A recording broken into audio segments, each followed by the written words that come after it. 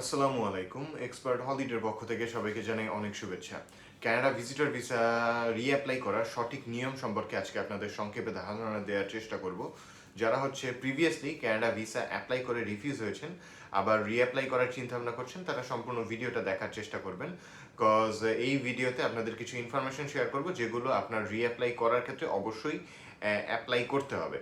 So first of all, বর্তমান সময়ে কানাডার ভিসা রেশিও কিন্তু ভালো আছে। সো আপনি প্রথমবার অ্যাপ্লাই করুন বা রিঅ্যাপ্লাই করুন, বর্তমান সময়টা বেছে নেওয়া আপনার জন্য কিন্তু খুবই উপযুক্ত হবে। সো আপনি এখন যেহেতু রিঅ্যাপ্লাই করছেন, আপনার অনেক কিছুই ধারণা আছে কানাডা কীভাবে অ্যাপ্লাই করতে হয় বা এই প্রসিজার সম্পর্কে। বাট আপনি যে জিনিসটা এখন করতে হবে সেটা হচ্ছে, যেহেতু ওই উপায়ে আপনার অ্যাপ্রুভালটা আসে নেই, আপনার কিছু পরিবর্তন আনতে হবে নিয়মে। সো প্রথমেই যে জিনিসটা আপনার ফাইন্ড আউট করতে হবে সেটা হচ্ছে আপনার রিফিউজাল লেটারে কী কারণে আপনাকে রিফিউজ করলো এই জিনিসটা স্পেসিফাই করা। অর্থাৎ আপনি যখন রিঅ্যাপ্লাই করছেন, অন্যান্য সকল ডকুমেন্টস তো প্রপারলি সাবমিট করতে হচ্ছেই, এর পাশাপাশি যে কারণগুলো ওরা দেখিয়েছে ওই কারণ ধরে ধরে আপনাকে এক্সপ্লেনেশন দিতে হবে। যেমন এটা এক একজনের ক্ষেত্রে এক এক রকম হবে, বিকজ রিফিউজ তো সবাই সেম রিজনে হয় না, এক একজনকে এক এক কারণে রিফিউজ করে। সো কমন কিছু রিজন যেগুলো আছে, যেমন ধরুন আপনার purpose of travel is not consistent, আপনার ফাইন্যান্সিয়াল সিচুয়েশন ইনসাফিসিয়েন্ট, আপনার প্রফেশনাল টাইজ বা ফ্যামিলি টাইজ বা কান্ট্রি টাইজ, যেগুলোই বলুন, এক একটা রিজন হতে পারে। সো আপনাকে ওই অ্যাকর্ডিংয়ে কাজ করতে হবে। ধরুন আপনার রিফিউজালের রিজন হচ্ছে আপনার purpose of travel is not consistent. So এই কারণটাই অনেকের থাকে, ম্যাক্সিমাম এই কারণ নিয়েই রিফিউজ হয়। সো আপনাকে যে কাজটা করতে হবে, অবশ্যই ইনভাইটেশন লেটার দিয়ে অ্যাপ্লাই করতে হবে।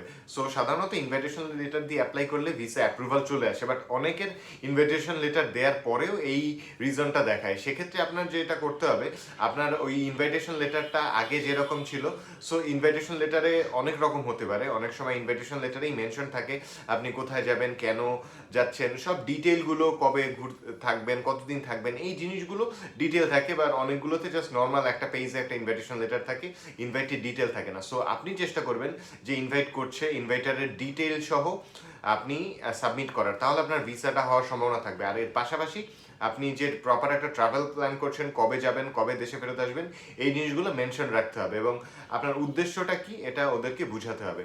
দেন আপনার ফাইন্যান্সিয়াল সিচুয়েশন যদি নিয়ে বলে, আপনি আপনার ফাইন্যান্সিয়াল সিচুয়েশন ইমপ্রুভ করে দেওয়ার চেষ্টা করবেন এবং এর পাশাপাশি একটা অ্যাসেট ভ্যালুয়েশন দেয়া জরুরি। অনেকেই মনে করেন যে শুধুমাত্র সিএ ফার্ম থেকে অ্যাসেট ভ্যালুয়েশন করে দিতে হবে, এরকম কোনো বাইন্ডিংস নেই। ইভেন আপনি অ্যাসেট ভ্যালুয়েশন না দিলেও আপনার ভিসা হবে। বাট আপনার নিজেদের জন্য এই জিনিসটা ভালো, আপনি একটা নোটারি পাবলিক থেকে আপনি অ্যাসেট ভ্যালুয়েশন করে দিতে পারেন, বা সিএ ফার্ম থেকে যদি আপনি প্রয়োজন মনে করেন, সেটা আপনার ইচ্ছায়। সো এই গেল একটা ব্যাপার। আর একটা ব্যাপার, আপনার ফ্যামিলি টাইজ বা কান্ট্রি টাইজ, এই জিনিসটা কিন্তু ইম্পর্টেন্ট। কজ আপনি যে দেশে ফেরত আসবেন এই জিনিসটা ওরা জানতে চায়। সো এই জিনিসটা আপনি ক্লিয়ারলি মেনশন করার চেষ্টা করবেন। অর্থাৎ আপনার রিফিউজালের রিজনগুলো ধরে ধরে ওই কারণগুলো আপনি দূর করেছেন এভাবে এক্সপ্লেইন করবেন এবং এর সাপোর্টে যত ডকুমেন্টস প্রোভাইড করা প্রয়োজন সেগুলো দেওয়ার চেষ্টা করবেন। সো এভাবে আপনি যদি আপনার কানাডা ফাইলটা আবার রিঅ্যাপ্লাই করেন, আপনার বর্তমান সময়ে ভিসা হওয়ার সম্ভাবনা অনেক বেশি থাকবে। আর সর্বোপরি যে জিনিসটা আপনি সবসময় চেষ্টা করবেন একটা ইনভিটেশন লেটার সহ অ্যাপ্লাই করার ক্ষেত্রে, তাহলে ভিসা হওয়ার সম্ভাবনা অনেক বেশি থাকে।